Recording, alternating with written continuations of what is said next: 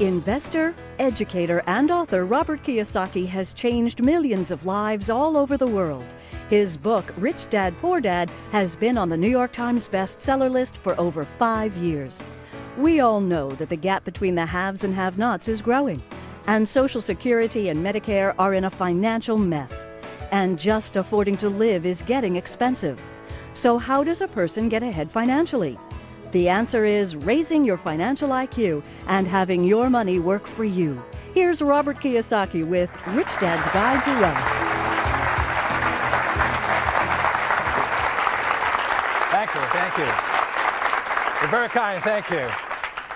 If I may see a show of hands, I want to ask how many people here were born prior to or before 1964? Please raise your hands.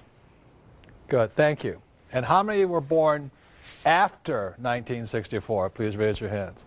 Good, thank you. The baby boom generation and old guys like me, thank you, young people, for paying for my retirement. I really appreciate it.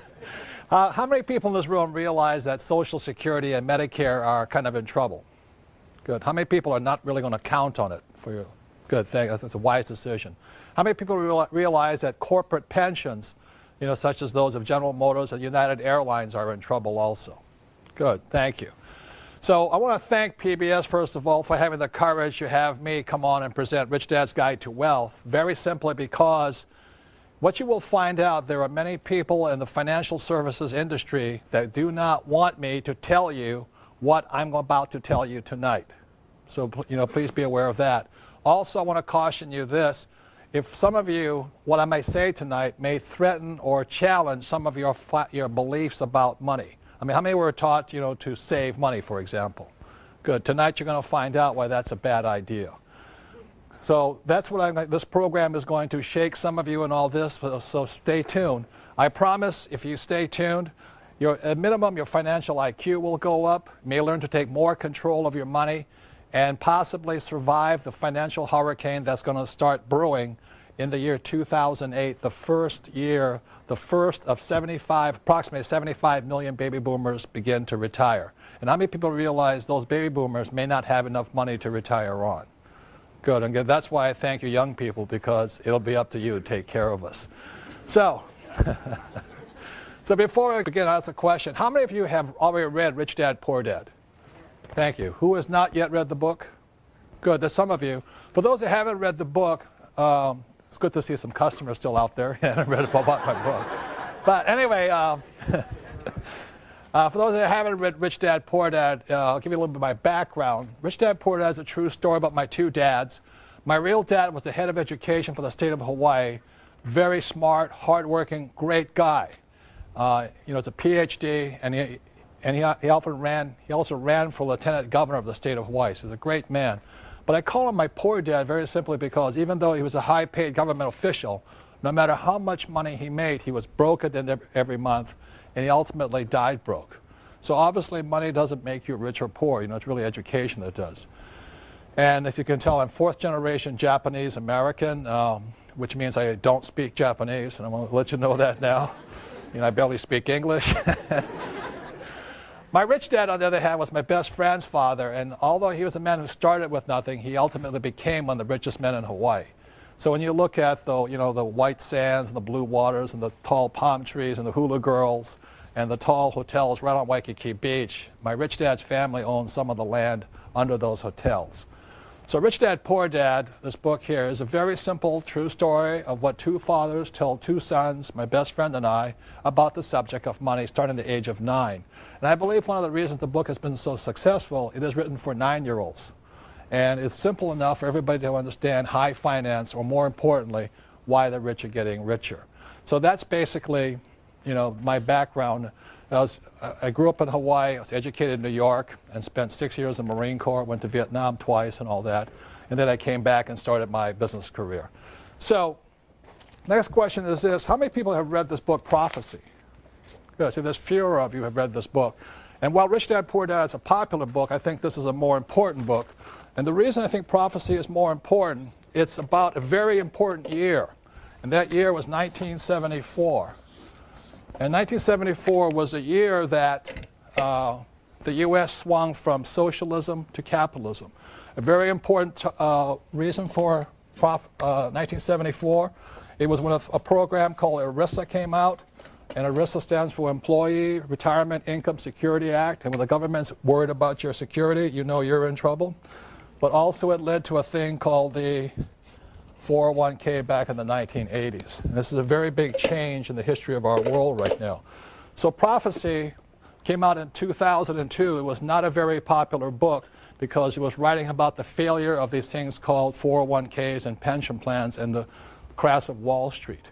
So this was 2002, and then in 2005, Time magazine, just in October of 2005, came out with a front page cover saying the same thing I said here in Prophecy, that there has been a big ripoff of people's pensions. And Time magazine 3 years later in 2005 says a great retirement ripoff. Millions of Americans who retire with benefits are in for a nasty surprise. How corporations are picking people's pockets with the help of Congress. And that's been going on. That's why so many people are in trouble. And then one day later, the New York Times magazine came out saying the same thing Prophecy did. And it says, we regret to inform you that you no longer have a pension. And that's why USA Today came out with a statement that said, America's greatest fear is running out of money during retirement. And that's what this program is about, is why we have this problem right now and why so many people may be financially wiped out in the financial hurricane that's hitting us, and also hopefully what you can do about it so that you may be able to save your friends and family. Unfortunately, what I'm about to say tonight will not work for everybody. As you know, life is not fair, but at least you'll have an idea of what you might be able to do on this whole thing. So, going into it really quickly is the difference between, one of the reasons people are having trouble is they don't know the difference between, I still can't spell that well, wealth and being rich. I'd like to explain really quickly that my rich dad taught me that wealth is measured in time and rich is measured in money. And really quickly, the difference here is this. A person who is, when you measure wealth, for example, let's say you have $10,000 in savings and your monthly expenses are $1,000 a month. That means you're 10 months wealthy. You will survive for 10 months. That's what it means. And the reason people are afraid of what's going to come up with them is they don't have enough wealth. They're afraid of running out of money during retirement. And what rich is trying to measure their lives in money. So what my rich dad taught me is don't worry about becoming rich, worry about becoming wealthy. And one of the reasons I was able to retire at the age of 47 was because I focused on being wealthy, not being rich. And that's a very big difference here. I thought I'd review something. I wrote a book called The Cash Flow Quadrant. I think it's one of the most important books for people who want to make changes in their lives. Because, as I said, the E stands for employee, S stands for self-employed or small business, B stands for big business like Bill Gates, and I stands for investor like Donald Trump or Warren Buffett. So, you know, my poor dad always said to me, son, go to school to get a what? Job. And he was programming me, and this is the word is program, me to be an employee.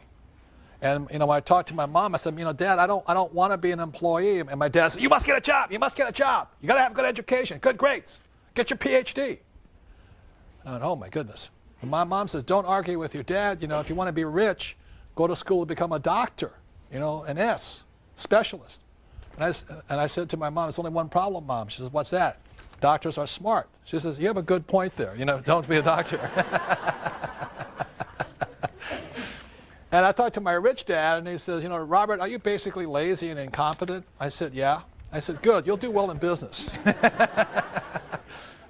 And so this here is having other people work for you, like my advisors and things like that, and this is having money work for me. And they're very different educational paths. Another thing my rich dad says, again, going to words of vocabularies, employees always say the same words, whether they're the janitor or the president of the company, the CEO, employees all say the same word. I'm looking for a safe, secure job with benefits. That's their whole attitude. And their emotion is fear. Because they don't know how to survive in the real world. They need that. They have that fear driving them. And S, self-employed, their words are, if you want it done right, do it by yourself. So these guys, the problem with them is they may own a business, but they really own a job. They cannot quit because they don't trust other people. Their emotion is trust. And a business owner is like me. I want to have the smartest people around me as much as possible because then I don't have to do that much work. And as an I want to know how to have my money work hard for me so I don't have to work hard for money. So that's why I started off as an entrepreneur. And over here, this is the beauty of real estate. For every dollar I make here, I bring it down here, and my banker will give me $9 more, as long as it's real estate, tax-free money. So I'm getting ahead faster and faster and faster, very simply because for every dollar I have here, my banker's giving me $8 or $9 to get ahead financially. Does that make sense to you guys here? Tax-free money. And if I sell a property, I'm going to do it tax-free. That's why I'm getting rich. That's why education or financial education is so important. And I think it's really silly that our school systems keep saying to you, go to school to get a safe, secure what? Job, when jobs are being exported overseas so fast right now, it's ridiculous. I mean, I think it was J.P. Morgan. They just exported another 4,700 jobs, and these are smart guys with MBAs and all. They exported it to India. So that's what's happening in the world. But the reason 1974 is so important was because when ERISA, which now was a 401k, came out, it forced these people to become investors also. And that's why this change was such an important change here. So the other part going into it is this, is that there's three basic kinds of education. One is academic. The other one is professional. So you go to school to learn reading and writing. It's very, very important. I didn't do very well here, but I did graduate. And then professional is when you become a doctor or a lawyer or something like that. And those are very important. But what I'm saying here is this: in this world, there's three types of education that's essential. I'm not saying these are not important. I'm saying they're not enough today. You need more. And the third type of education is education that's called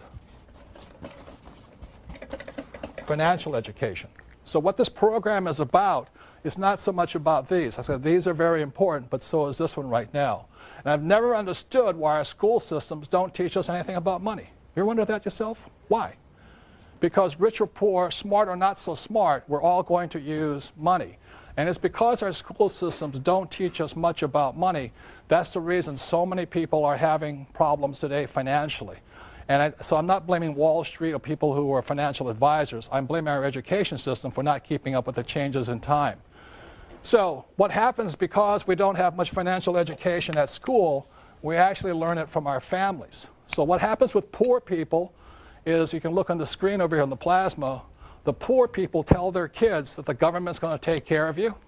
You should count on Social Security, and you should count on Medicare and things like this.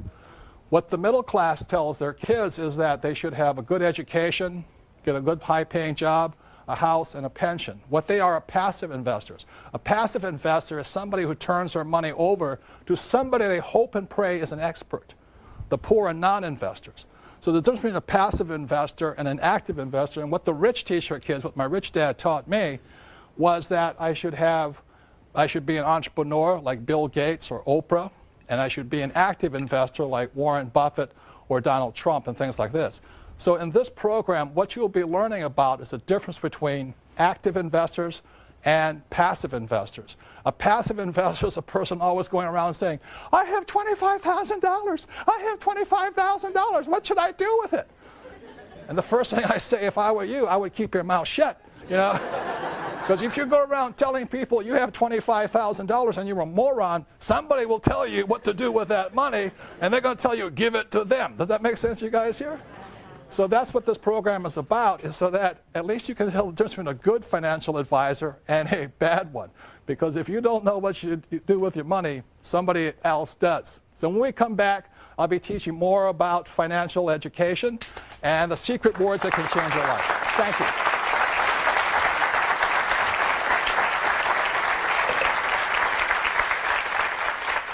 I just love the way Robert Kiyosaki shares. Make your calls. Join. Here's Robert Kiyosaki with Rich Dad's Guide to Wealth. So as a quick reminder, what we covered in the last part was in 1974, the United States changed, or the world changed actually, from socialism to capitalism. And the reason that's so important is because the world changed and shifted to a 401k or pension plans is because it forced many people who were E's and S's to become investors. Like I said, my poor dad was a very smart, good man, but he was a non-investor. There's people who are passive investors, and that's what most people are. They go to their company, they just put into their 401k, and they hope and pray that person managing their money is smarter than they are. And the third type is the active investor. Now, if you're going to be an active investor, then you have to have financial education. And one of the keys to financial education, a lot of people say, well, it takes money to make money. How many people have ever heard that statement? Well, that's absolutely not true, because you'll prove tonight it doesn't take money to get money, to make money. What it begins with is a thing called words or vocabulary. The English language has approximately 2 million words in it. And each of us as individuals, they estimate, has command of about 5,000 words. So one of the ways to start increasing your wealth and your financial ability is change your vocabulary. And one of the reasons my poor dad was poor, as a good man, he had the vocabulary of a school teacher.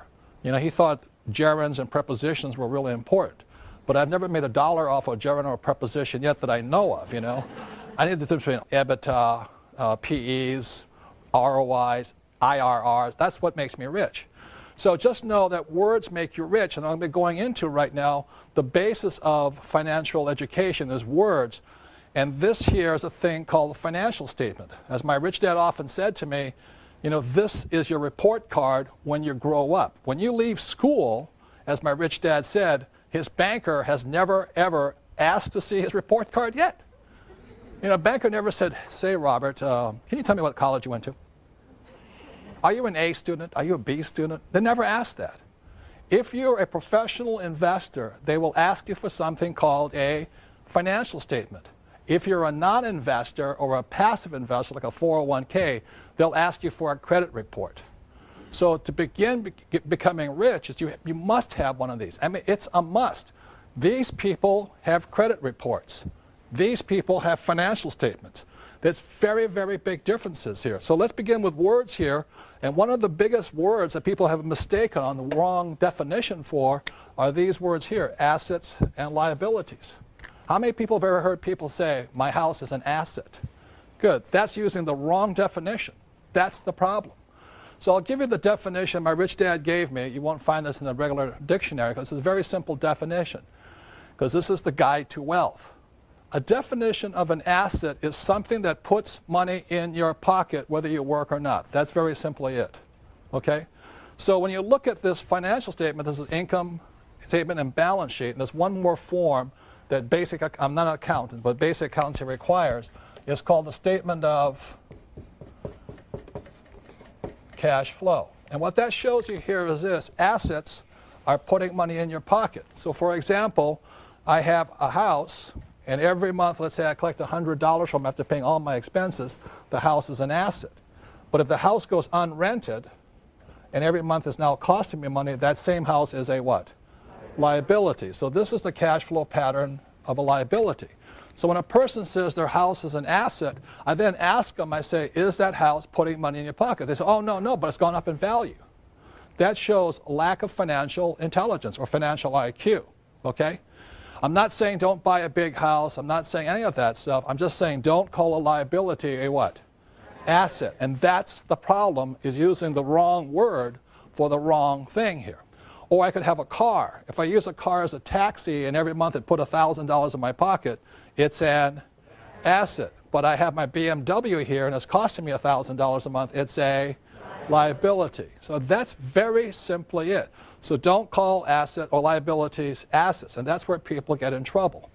The next thing, like I said, my banker has never asked me for my report card yet, and my banker, if I'm going to borrow a lot of money from them, they want to see my financials. And what a banker is looking for is your financial IQ. They don't care how your academic IQ. They want to see how smart you are with money. And it's not that I wear nice clothes and have a nice watch and have a nice house and a nice car. A banker doesn't care, because how many people know people who are looking good but are flat broke? You know what I'm talking about here? So, and that's the big problem here. So when a banker looks at this thing, the banker is looking again at cash flow. So when a banker looks at this, let's say the person has a job, the money comes in and the money goes out. They look at that, that's a cash flow pattern of a poor person. If they don't change their pattern, they'll be poor. It is not how much money you make. It is how much money you spend is the issue here. For example, I have a doctor friend.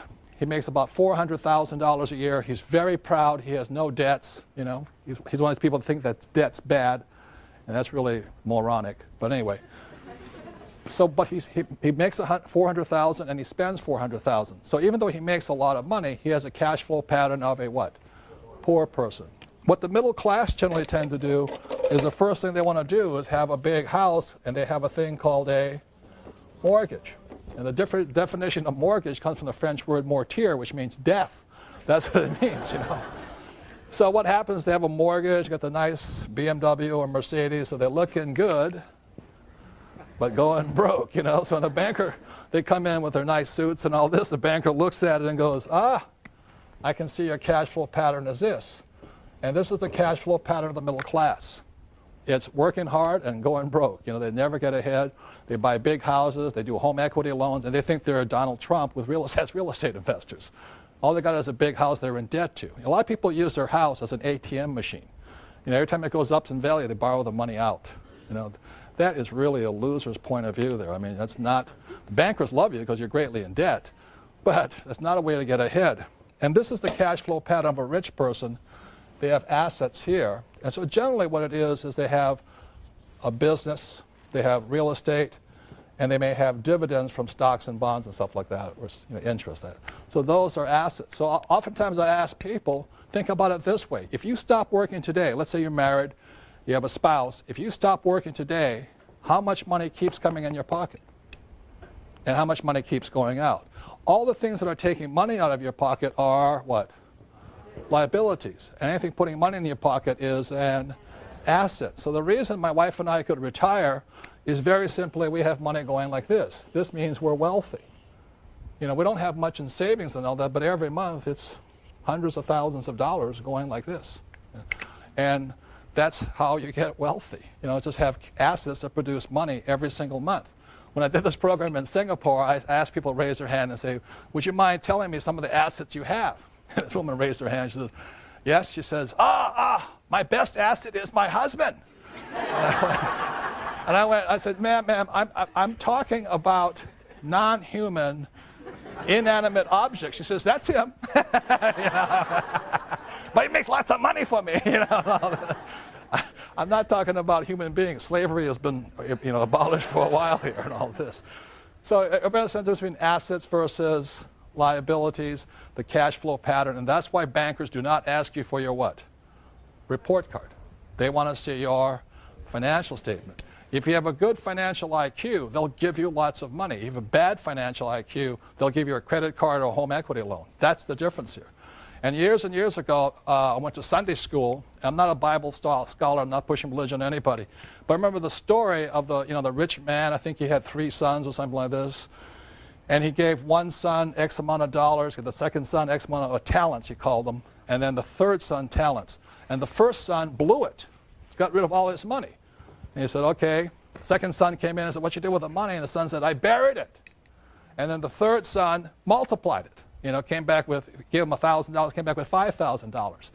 And at that point, the father, or whoever the guy was, took all of the money and gave it to the what? The third son, who multiplied the money. And that's what I learned in Sunday school is that, not God, but whoever does not like people who blow their money, people who just bury the money. See, the poor spend their money, the middle class bury their money, just put it in 401ks or savings. And the rich know how to multiply their money. So the real key is this, it's not so much how much income you make, but where you put your money. It's expenses. Do you expend your money this way, or this way? And that's why people who are always trying to make more money, they don't get ahead very simply because they're looking in the wrong place. It's over here.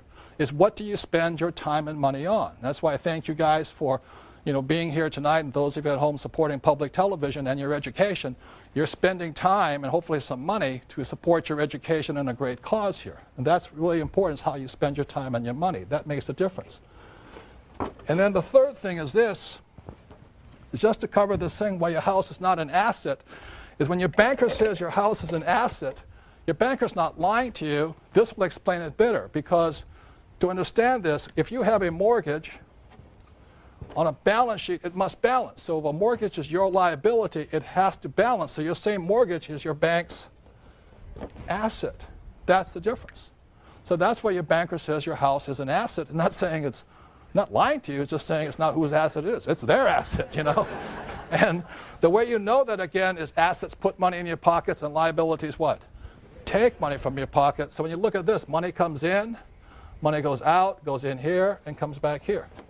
So it's taking money from your pocket and it's putting money in the bank's pocket. And that is basically, you know, why your banker says your house is an asset. And why it's very important to understand the definition of the word you're using.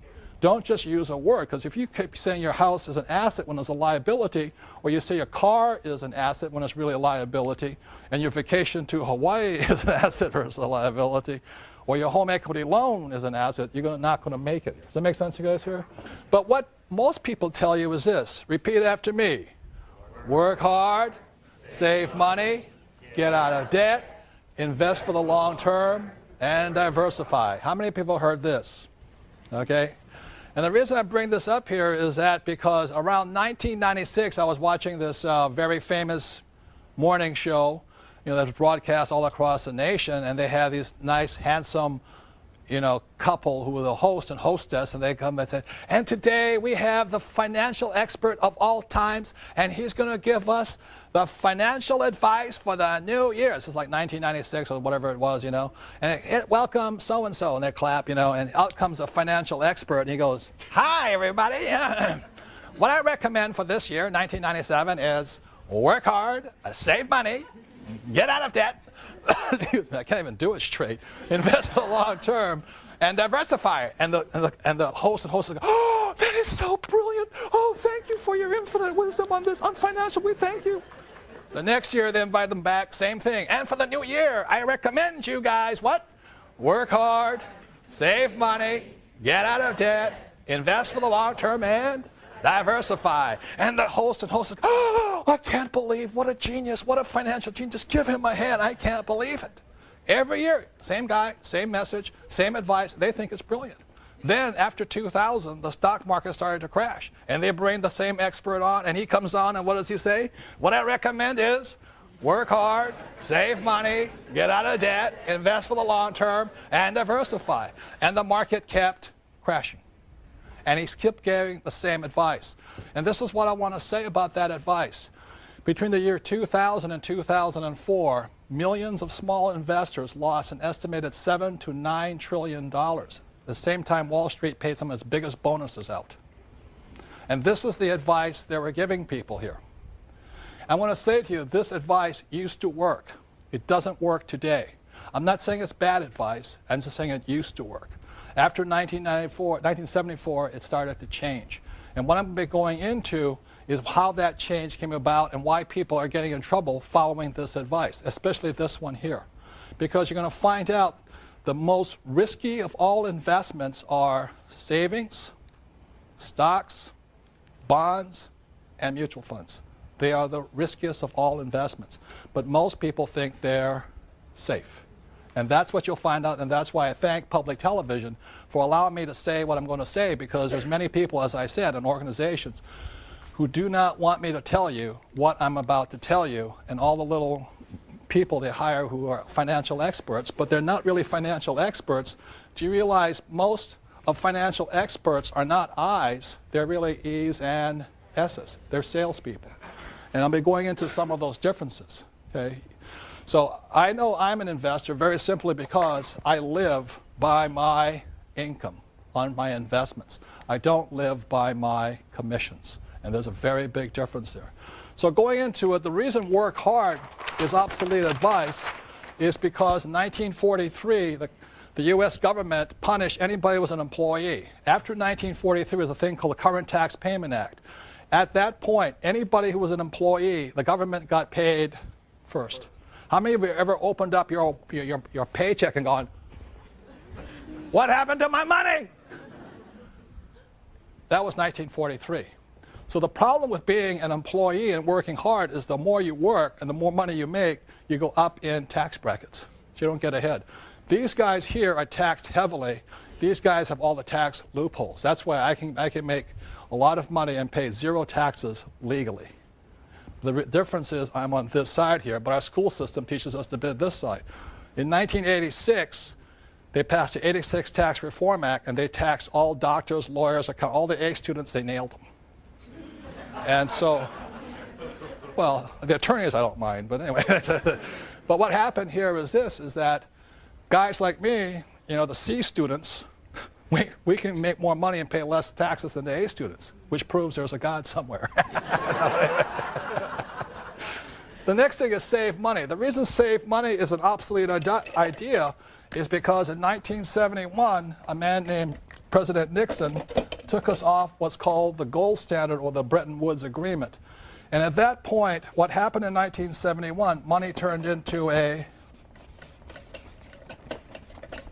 currency.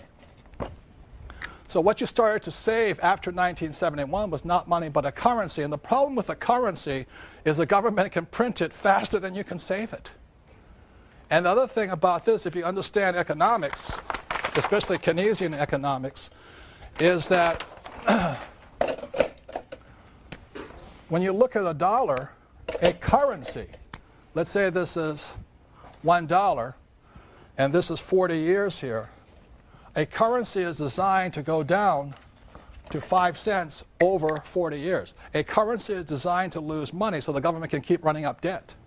That's the reason. So they can print it faster than you can save it. That's the big problem with it. The next thing is this. If you look at the real stats, is this. And that's the reason I don't save money. If you look at this the last few years, like I said, 1995 to 2005, what's happened is the dollar has gone this way, and the way you know how much is lost is gold went from $250 up to $500 in the same time. That means your dollar lost 50%. It lost 50% of its buying power. And the banks are paying you 1% interest. Tell me that's smart to save money. That's why the debtors started to win, because what was happening is this was going up and all this. And the reason this happens is for one very big, this is not the only thing. It's not just gold, because I can hear the economists going, he doesn't know what he's talking about. Well, I'm not saying I'm an economist. I'm saying just look at the price of gold. It takes twice as many dollars to buy the same amount today. But not only that, my father's house, which he purchased in, I think, 1965 or something, he paid $50,000 for it. And today it's worth $1.5 million. It's the same house. So it means the purchasing power of the dollar went where? Down. The house didn't go up in value. Your dollar went down. And the other thing the economists say, well, that's not really a good indicator. But look at this. In 1995, oil was about $10. Today it's $60. So that means your dollar you need $6 more to purchase the same amount of oil. And then the economists say, well, oil doesn't affect inflation. I'm going, they want you to believe that investing is risky. How many people have heard investing is risky? Good. What this section is about of this program is how risk isn't anything but lack of control. The number one difference between an active investor and a passive investor is the subject of control. So what I'm going to show you tonight is how what I do as an active investor is I want control. If I have control, I don't have any what? Risk. And that's the difference. So using a metaphor that most of us can understand, over here we have, an example of a car. Okay. Now, how many people realizing there's risk driving a car? Good. But car driving doesn't have to be risky. Like those guys want you to believe investing is risky. So some of the controls, the 6 controls a car must have, number 1 is a steering wheel, right? How many people would not buy a car if it had no steering wheel? Good, you know what I mean? So let me sit down here like this. So I sit down, I get in my car, and control number 1 I want to check on is I have a steering wheel. Control number 2, Gas pedal. Now you have a gas pedal, you better have some what? Brakes. How many people have ever driven a car without brakes, you know? You don't need coffee for about 6 weeks after that. You know? And then you have a forward and reverse, gear shift like this. And the other thing you also have to have is a driver's license for driver's ed, and you have to have insurance. So if I'm driving down the road, doing a little bit too fast, I hear the bing, bing, bing, bing, bing, bing, bing, bing, and the cop pulls me over, a policeman pulls me over. What's the first thing a policeman asks me for? Driver's license and proof of what? Insurance. How many people would not let somebody who's uninsured drive your car?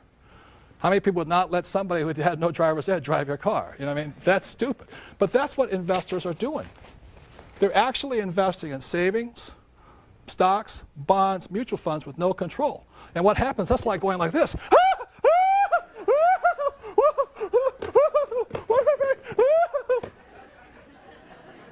And that's why they think it's risky. Now, this is the worst part. Guess who else has no control? Your financial advisor. Your financial advisor. Diversify, diversify, diversify. Or what they do is this, is they go, I predict that, I predict this, I predict that. That's the kind of financial advice most people are getting. That's risky. That's not what I do. I want control. So, let me help get out of this wreck right now. So when I'm as an investor, I want 6 controls too. If a car has 6 controls, I want 6 controls as an investor. Control number 1, you look on the screen over here, is I want control of my income. Control number 2, expenses. 3 is asset value. 4 is liability. 5 is I want financial education or management. And 6 is I want insurance. Those are the 6 controls I want as an active investor. So when we come back, what I'm going to talk about is one of the ways to get rich is find that native genius that's well inside each and every one of us. And that's what the next section is about. Thank you very much.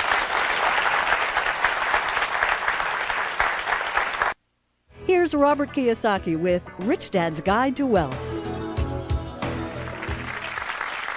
I'm going to get into a thing my rich dad talked about. It's called the game of money.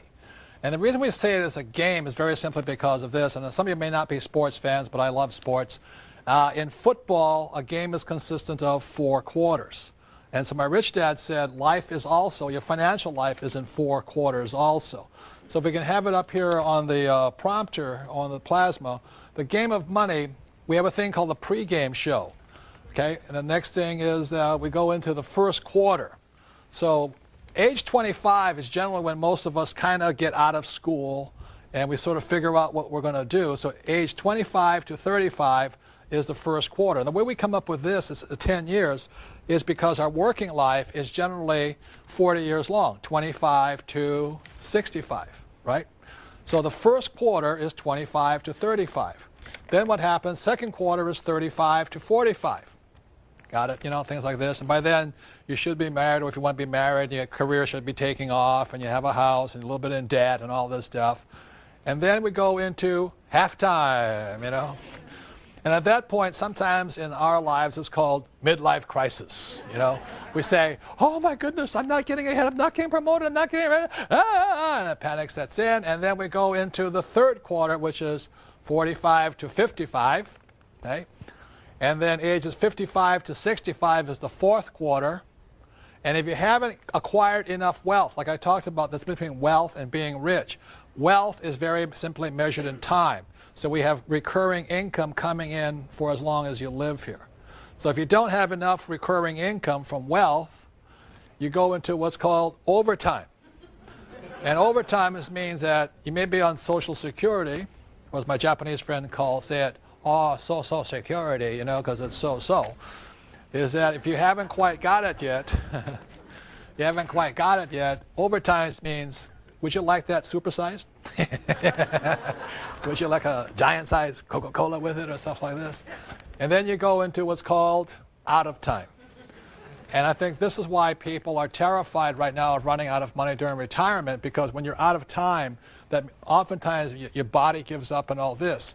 And a lot of times what people say is that you spend your health gaining wealth.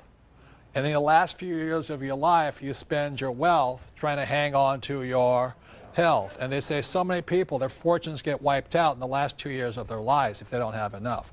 And as I said, the biggest problem in America is not Social Security, it's Medicare. $64 trillion in debt right now.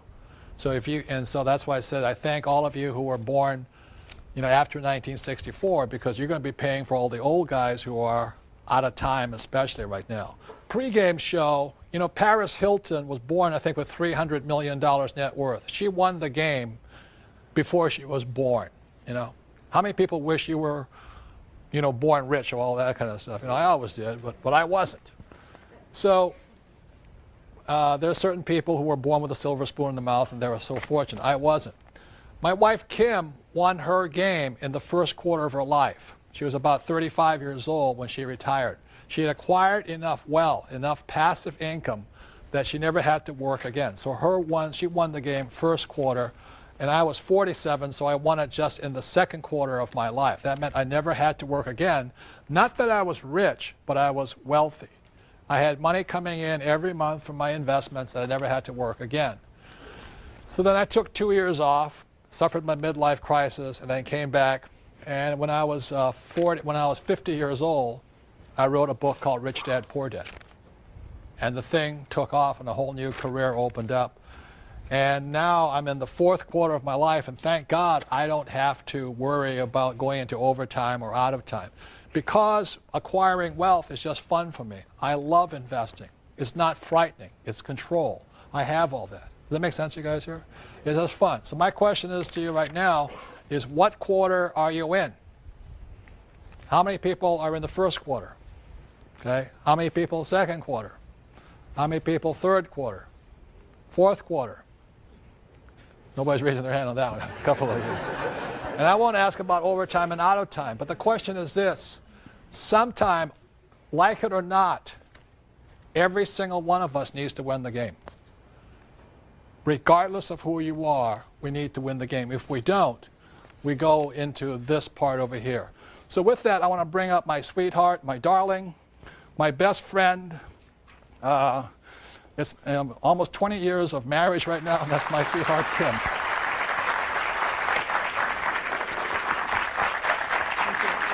Kim has her own corporations. I have my own corporations. If we ever split, she's completely independent. She has control of her own life. Does that make sense, you guys here? So that's what I love about her. When I married Robert, we got together. He had no money. And matter of fact, we celebrated when we hit zero. That's how far down we were. Robert's been talking about control, and I love to encourage women into this world of investing, because I think so many women today feel out of control when it comes to money, when it comes to their financial freedom and their financial lives. And so my passion is to educate and encourage women in the world of investing. And the reason why I'm so driven kind of comes from an incident that happened many, many years ago. And what it was is I was 14 years old, and I remember coming home from school one day, and I walked in, and there was my mom and her best friend in our dining room. And I walked in, and Mom kind of signaled me to, no, leave him alone, leave him alone. And so I walked away into the kitchen, and I listened to the conversation, and my mom's friend was very distraught. She was crying, she was upset, and it turned out that her husband was leaving her for a younger woman. And she went on and on. They'd been married for 20-some years and kept listening. And then she said something that just really hit home to me. And she said, you know, my marriage hasn't been good for many, many years, but at least I was financially taken care of. And my mom said, well, that's why you stayed? She said, I stayed because I didn't know how to take care of myself financially. So at 14 years old, I decided I was never going to be dependent on someone else for my financial well-being. And that was a decision, and that's why I'm so driven now to encourage women into this game as well. And so when Robert talks about control, I really believe that it's time that women today take control of their financial lives. I think it's crucial. I don't think it's a luxury or a good idea anymore. I think it's something that has to happen. And, you know, the times have changed. And what worked for our mothers and our grandmothers is not necessarily going to work for us and our daughters and our granddaughters. And I came across some startling statistics recently that show how much times have changed. For example, in the US, 47% of women over the age of 50 are single, meaning they are responsible for their financial well-being. And many of us have heard the divorce rate. 1 out of 2 marriages ends in divorce. So if she was depending on Prince Charming to take care of her, well, and who usually ends up with the children? The woman. So the woman is now responsible for herself and for her children. And the first year after a divorce, on average, a woman's standard of living drops 73%.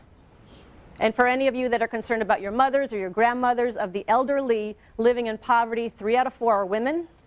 But the amazing thing is 80% of those women were not poor when their husbands were alive. So what the statistics are telling me is that as women, especially as we get older, we have not been prepared, we have not been educated to take care of ourselves financially, and now is the time to do that. And it doesn't take a lot. It's really just through education, and that's why I'm so happy to be part of this program on PBS, because they're all about education. And to get started in this world of investing, it takes education. Start small, make mistakes. You're going to make mistakes. Put a little money down. You'll be amazed at how smart you get when you put a little money down on an investment. Your education goes through the roof. So again, it's just about education. And just to let you know, it's not rocket science. I don't have a special degree. It doesn't take any special type of formal training. When I started in investing, it was in 1989, and Robert came to me, said, "It's time you start investing." And I'm like, I don't even know what the word means. And so he started to teach me what his rich dad taught him about investing. And I went out, and I'm stumbling along trying to figure it out, and finally I came across this little 2-bedroom, 1-bath house in a place called Portland, Oregon. And I signed the papers, and I got the deal, and I'm doing all my due diligence now, and I'm checking it out to see if I'm going to do it or not. And I'll tell you, I was scared to death. What if the tenant moves out? What if the plumbing breaks? What if I lose money? What if? I was scared to death. And what happened is when it came time to close the papers, to sign the papers, my hand was shaking so bad they couldn't even make out my signature. But the other thing that happened is my fist was so tightly clenched around my $5,000 check that I had to part with that they thought they'd never get it. But I did that deal, and I went on to do the next deal, and I kept learning, and I kept learning as I went. And what it came down to is today I control millions of dollars worth of real estate and worth of property. But it all came down to, it started with a little education, and it started with that first step. So I just want to say, again, I so encourage women in this game of investing. It's not difficult. It takes some time. It takes some effort. It takes some education. But the freedom, for me, when I understood this game, my self-worth went up. My confidence went up. I knew for the first time that I could take care of myself. I didn't have to depend on Robert. I didn't need Robert. I wanted Robert, but I didn't need him. And that made a huge difference. So one final statistic. Only 20%, studies show that only 20% of baby boomer women will be financially secure in retirement. That means 80% of us will not.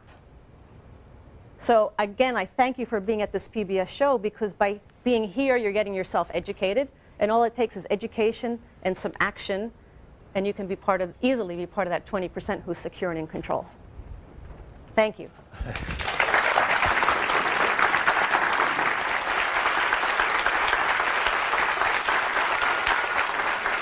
The last thing I want to talk about here is this, is that I realized as I studied education, I started studying education at a later time when I was about 38 years old.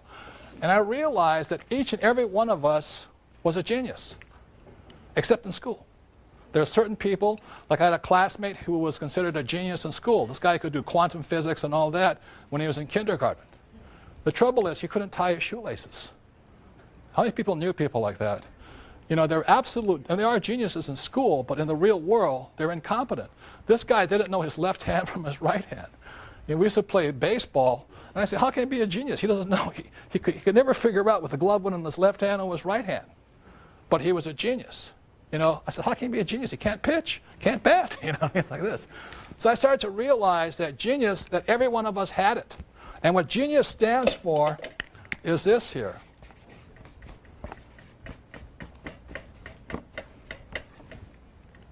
The genie, the magic.